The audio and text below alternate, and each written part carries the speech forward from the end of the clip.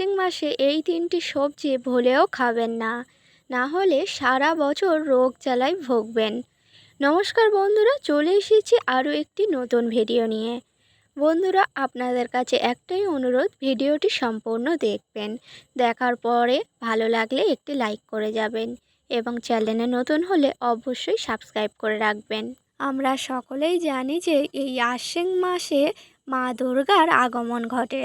তাই বন্ধুরা, এই আশ্বিন মাসটা সবার জন্য খুবই শুভ একটি মাস। তাই বন্ধুরা, আপনারা চেষ্টা করবেন যে এই আশ্বিন মাসে ভুল করেও যেন এই খাবারগুলি আপনারা না খান। তো বন্ধুরা, প্রথমেই বলি, এই আশ্বিন মাস হচ্ছে মা দুর্গার আগমনের মাস। সকলেই আমরা অপেক্ষা করে থাকি, আমাদের বাঙালিরা সারা বছর অপেক্ষা করে থাকি মা দুর্গার আগমনের জন্য। তাই বন্ধুরা, মা দুর্গার আগমনের সাথে সাথেই এমন কিছু নিয়ম আছে যা কিছু মেনে চলতে হয় বা মানতে হয়। অনেকেই আছে এসব জিনিস মানেন না বা মেনে চলেন না, সেসব বিষয় আলাদা। আপনারা যদি ভক্তি থাকে মনে, মা দুর্গাকে বিশ্বাস করেন, তাহলে আপনারা এই কাজগুলি মেনে চলতে পারেন। তো প্রথমেই বলি বন্ধুরা, মূল বিষয়ে আসা যাক। আপনারা এই আশ্বিন মাসে কি কি সবজি মুখে তুলবেন না, তাহলে কিন্তু আপনাদের বাড়ির জন্য ক্ষতি হতে পারে বা আপনাদের বাড়িতে রোগ জ্বালা সারা বছর থাকতে পারে। আপনাদের যদি মা দুর্গার প্রতি বিশ্বাস থাকে, ভক্তি থাকে, মনে শ্রদ্ধা থাকে, তাহলে আপনারা এই নিয়মগুলি মেনে চলতে পারেন। মা দুর্গার আগমনেরও বেশি দেরি নেই। তাই বন্ধুরা, এই নিয়মগুলি আপনারা একটু মেনে চলার চেষ্টা করবেন। এই আশ্বিন মাসে এই কাজগুলি বা এই খাবারগুলি, সবজিগুলি একেবারে মুখে তুলবেন না। এর ফলে কিন্তু আপনাদের সংসারের জন্য অমঙ্গল হতে পারে এবং আপনাদের শরীরের জন্যও ক্ষতিকর হতে পারে। তাই বন্ধুরা, এই আশ্বিন মাস চলাকালীন এই তিনটি সবজি আপনারা মুখে তুলবেন না। এবার বলি বন্ধুরা, কোন সেই তিনটি সবজি যে এই আশ্বিন মাস চলাকালীন আপনারা খাবেন না। প্রথমত যেই সবজিটি হচ্ছে, আপনারা আশ্বিন মাস চলাকালীন মুখেও তুলবেন না ভুল করে, সেটি হলো কলা গাছের থোড়। হ্যাঁ, ঠিকই শুনেছেন, কলা গাছের থোড়। এই আশ্বিন মাস চলাকালীন ভুলেও কিন্তু কলার থোড় একদমই খাবেন না।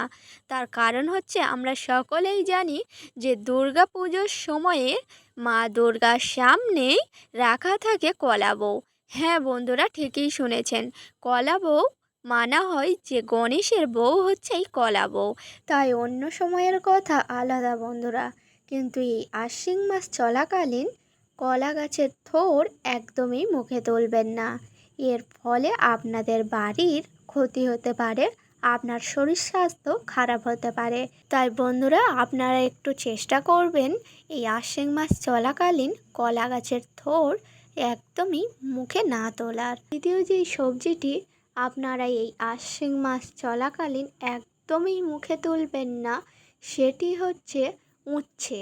হ্যাঁ বন্ধুরা, এই আশ্বিন মাস চলাকালীন উচ্ছে, নিম পাতা বা তেঁতো জাতীয় জিনিস এই আশ্বিন মাস চলাকালীন একদমই মুখে তুলবেন না।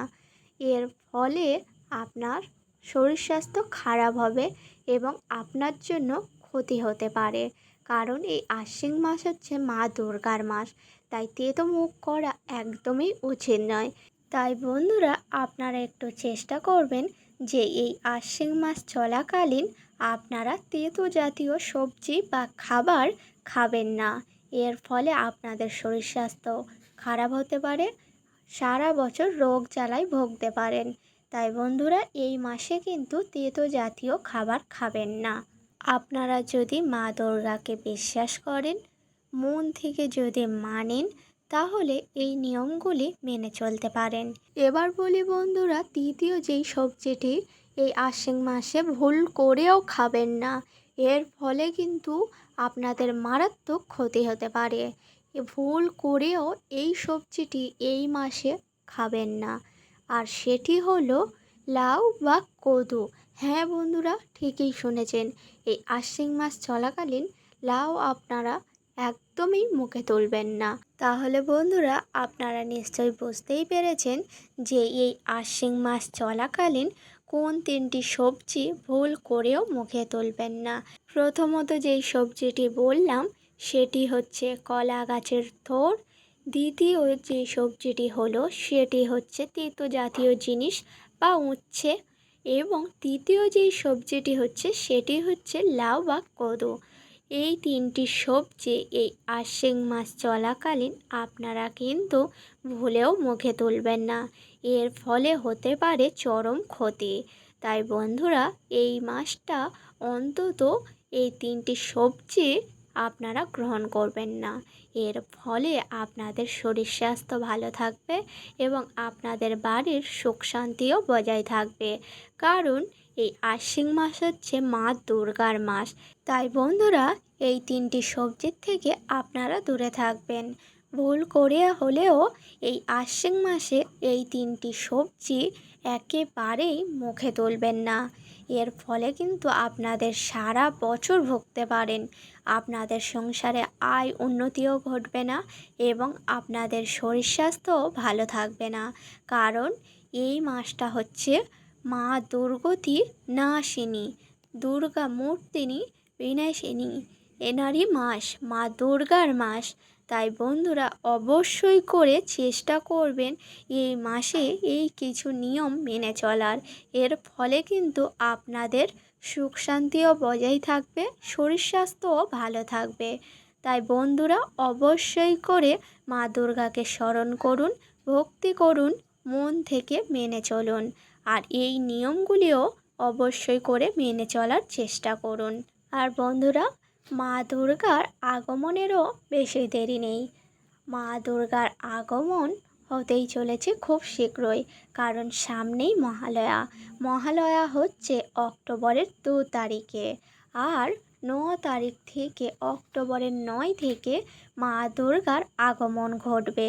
তাই বন্ধুরা সকলকে জানাই আগাম শুভেচ্ছা। সকলের পূজা ভালোভাবে কাটুক এবং মা দুর্গা সকলের মঙ্গল করুক। আশা করছি বন্ধুরা সকলের পূজা ভালোভাবে কাটুক এবং মা দুর্গা সকলের প্রতি স্মরণ হোক, সকলকে ভালো রাখুক, সকলের শরীর স্বাস্থ্য যেন ভালো থাকে। দেখা হবে পরের ভিডিওতে। আশা করছি বন্ধুরা আপনারা ভালো থাকবেন, সুস্থ থাকবেন।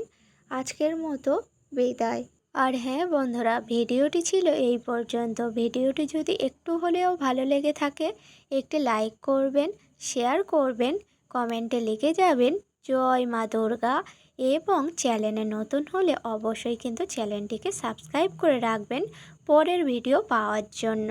সকলকে জানাই ধন্যবাদ।